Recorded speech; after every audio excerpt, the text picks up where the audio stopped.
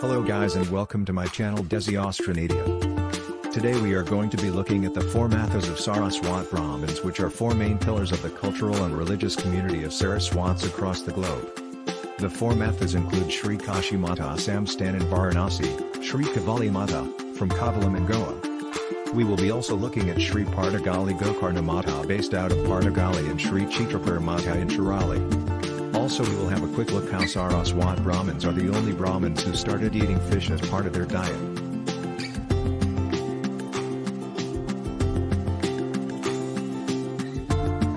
The origin and history of Shri Kashi Math Samsthana and the Guru Parampara. Shri Kashi Math Samsthana, Varanasi is a Dharmapitha of the Gaudapacharya Brahmin, GSB, community, a religious institution with glorious traditions and a hoary past. The GSBs are those Saraswats who migrated from Gaudapacharya, known as Chitrapur in the Puranas. The Pitha has been accompanied and adored by great Yadus who radiate spirituality and divinity. Let's look at the historic continuity. Amongst various obligations that we owe to society and one another, there is the Rishi Runa or Yadi Runa, the debt we owe to our preceptors and scholars. Among the millions and millions who inhabit this planet, we are fortunate to take birth as Brahmins and even more blessed to be GSBs, born with a Kuladavada, Ishtadavada, Graminavada and a Dharma Pitha with the Dharma Guru. Not all societies are blessed thus. We owe it to ourselves to be aware of our past, the history of the Dharma Pitha and the Guru Parampara. To know modern times one must know antiquity. Historic continuity with the past is both a duty and a necessity. One should have a sense of history as well as an awareness of it. Without it life would be humdrum and prosaic. Human existence is not just animal existence but a yearning and preparation for better and higher things, the attainment of which would not be possible without adherence to Dharma which protects those who adhere to it, and that would be possible only with the help and guidance of a Dharma Guru. All institutions are the result and expression of the accumulated experience of ages.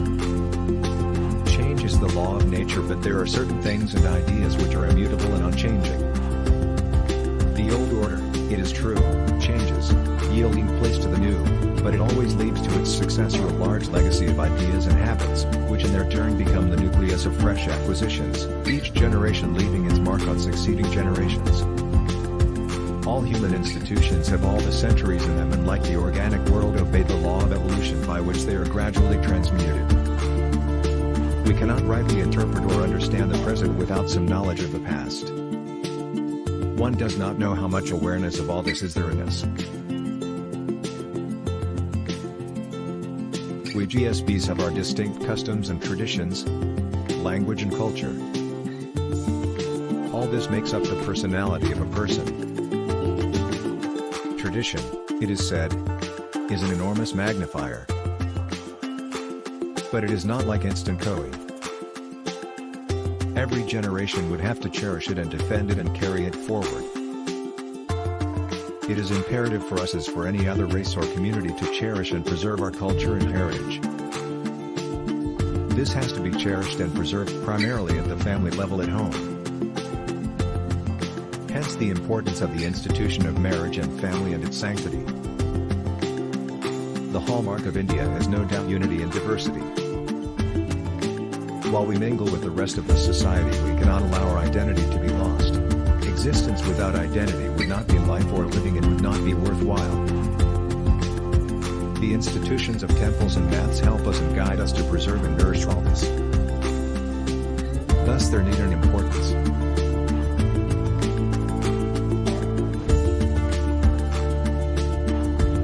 Let's try to understand Rishi and Yadi Parampara. In earlier times it was the Rishi Parampara which imparted religious and spiritual knowledge and guidance and tended the people. The Rishi Parampara consisted of various eminent sages who were basically in the Grihasthashrama and who had their ashrams and gurukulas, and the baton was passed on from the guru to the shishya. The origin of Math monastic institution can be traced to the Buddhist period. The congregation of monks was known as Sangha and their monastery was called Vihara or Sangharama. Such institutions were firmly established during the time of Buddha. One of the sacred books of the Buddhists, the Vinaya Pitaka, contains elaborate rules regulating the conduct of monks and the heirs of monasteries. It is ere the time of Shri Adi Shankaracharya that the system of maths as we know them now with the Math Tipathy and a Yadi Parampara began.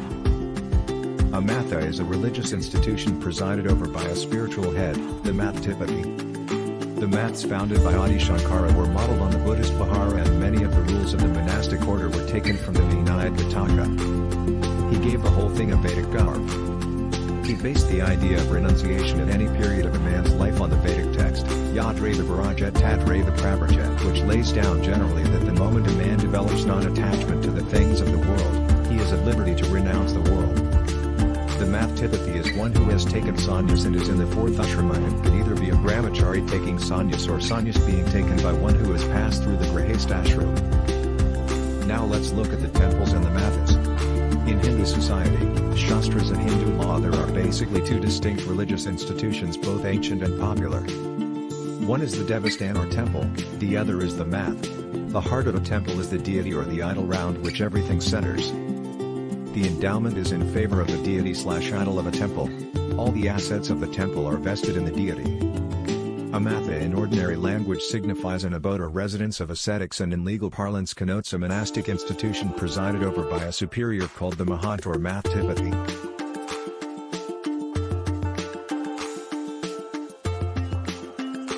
It's good at the word GSB.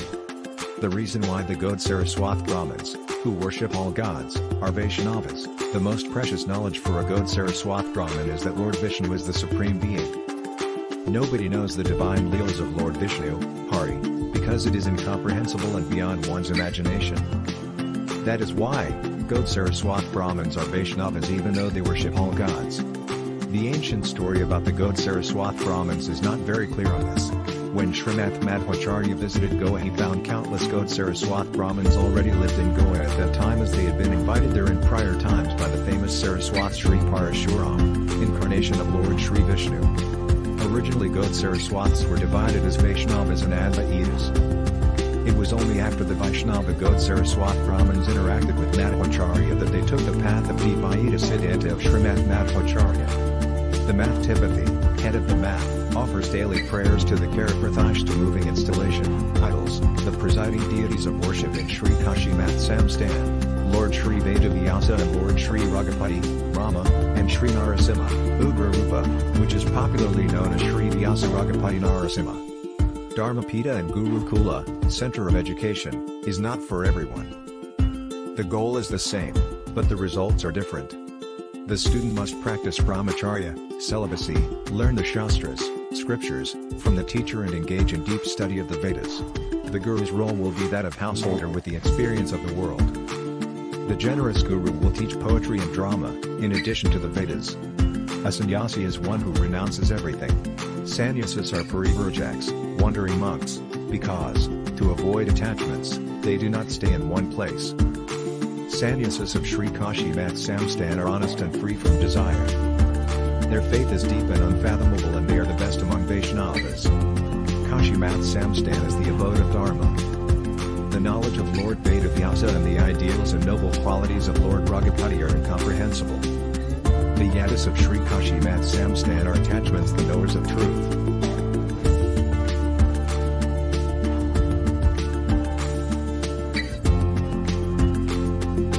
Let's learn about some Saraswat traditions. Chaturmas means 4 months, in actuality, to live in one place during the rainy season.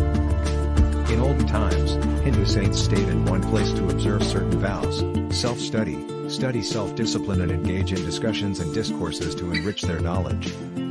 This tradition continues even now in Shri Kashi Math Samsthan. The devotees and citizens of the locality where Swamiji undertakes this vrata welcome at Chaturmas. It provides them an opportunity to come together, to work as a team, to offer prayers, to conduct pujas and enrich their knowledge by seeking guidance from Shri Swamiji on a daily basis. Important festivals are celebrated during this period. Chaturmas Vrata involves observing austerities with dietary restrictions, divine contemplation and intense meditation with the aim of attaining holy communion with God. The process includes a host of religious rites and rules and regulations which have been prescribed in detail. For Swamijis who are always on the move to spread the basic principles of Sanatana Dharma, religion based on eternal values, among their widely dispersed devotees, Chaturmas Vrata is often the only period of uninterrupted and concentrated tapasya, meditation. The mortal remains of the departed guru are placed in the earth after suitably embalming the body with preservatives like common salt, camphor, heaps of tulsi leaves, etc. Usually in the math premises or in temples associated with the math. Subsequently, a memorial structure is constructed over the site and an image, idol, of Lord Hanuman is installed on it. A sacred tulsi plant is kept in front of the image, the principle being that the holy soul of the departed Swamiji reached Lord Vishnu, supposed to have his divine presence near tulsi plant, through Hanuman, Mukhya Prana. The entire place is known as Vrindavan or the final Samadhi of the Guru. Arrangements are made for daily pujas in the Vrindavan, and the Punyatiti, death anniversary, of the Swamiji is duly celebrated with special puja and abhishek for the blessings to the Math Samsthan and its followers.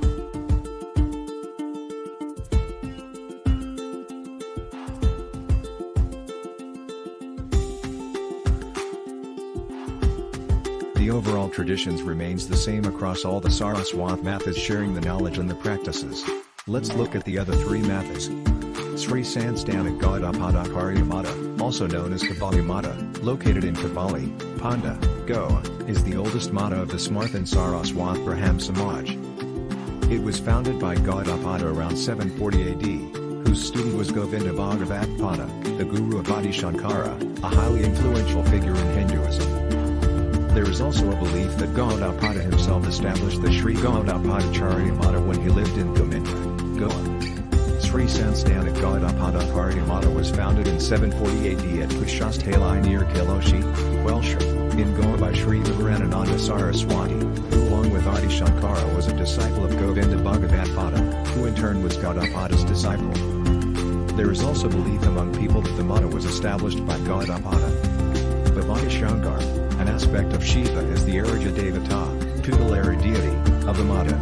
Daily rituals, morning, afternoon, and evening, puja is offered by the Mathadipati, head monk, to Bhavani Shankar along with deities Vishnu, Devi, Surya and Ganesha according to Smarta tradition of Pankayatana, 5-deity, puja system.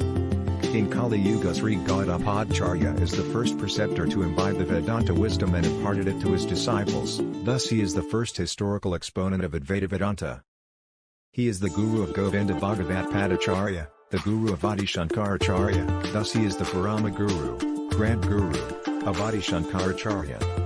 Smartha Saraswats who flourished on the banks of the river Saraswati in the Himalayan region, north of Kurukshetra, were forced to migrate southward initially because of the drying up of the sacred river and subsequently due to the repeated assaults made by Muslim invaders. The elders of this group of Smartha Saraswats offered penance at the banks of the Koditirtha in Gokarna and were blessed with a guru, Puja Parayanan Ashrama, and founded the Shri Chitrapur Math in 1708.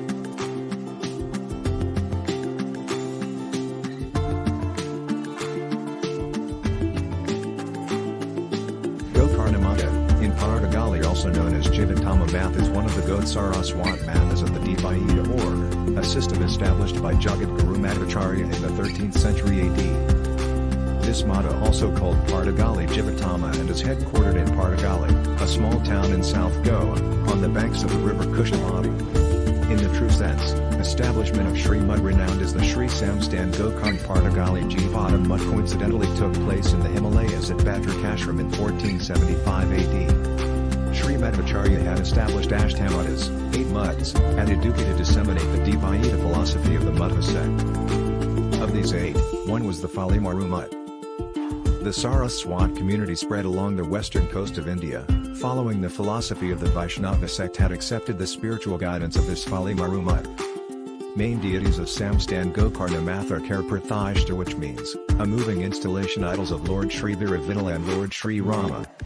Gokarna Math follows a guru system, wherein the head of the Math appoints a Shishya, who succeeds the guru. According to the Math's tradition, the Shishya should be unmarried, and is selected at a very young age. Shri Gokarna Math are followers of the Advaita school of Vaishnavite philosophy founded by Madhvacharya.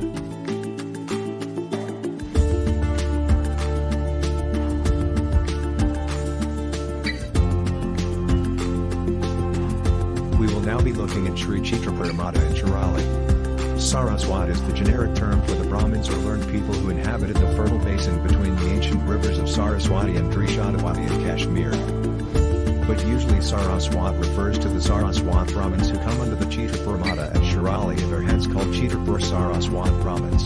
The Maths are Smartha Saraswats. Due to drought and famine, they migrated southwards towards Goa and Maharashtra. But Portuguese invasion of Goa forced the Saraswats established near Gamantak region to migrate further south towards Karnataka and settle down in the Kannada regions of Karnataka. Their superior intelligence and administrative experience helped them attain several important posts in the regions in which they migrated to. The Banap people are a very small community that is scattered in all parts of the globe. The common thread that binds all these people is the Guru Parampara and the Chitrapur Math. Shri Chitrapur Math is the central math community temple for the Chitrapur Saraswat Brahmin sect. This math is located at Shirali in the Bhatkal Taluk in North Kannada district of Karnataka and has been there since 1757.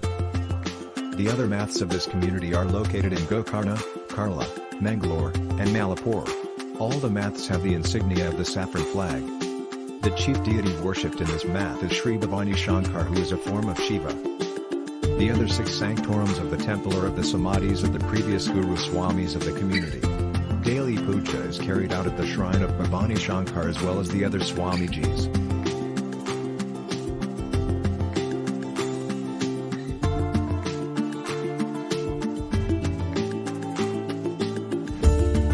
Why do Saraswat Brahmins eat fish?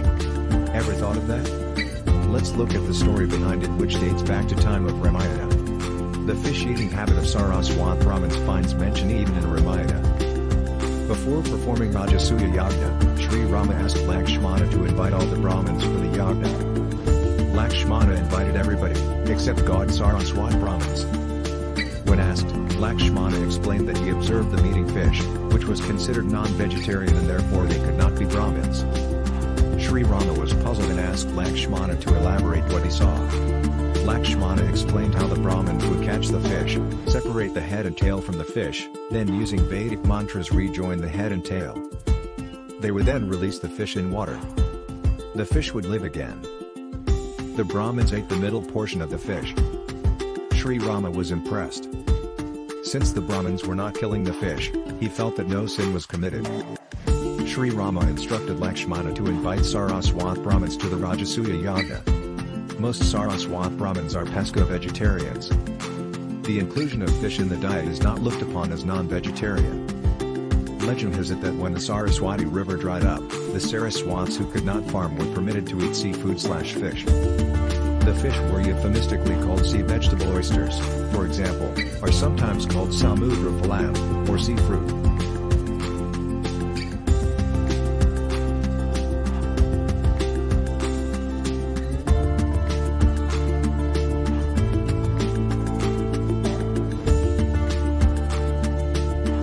Thank you all for watching this video. You can follow me on social media handles as mentioned on your screen.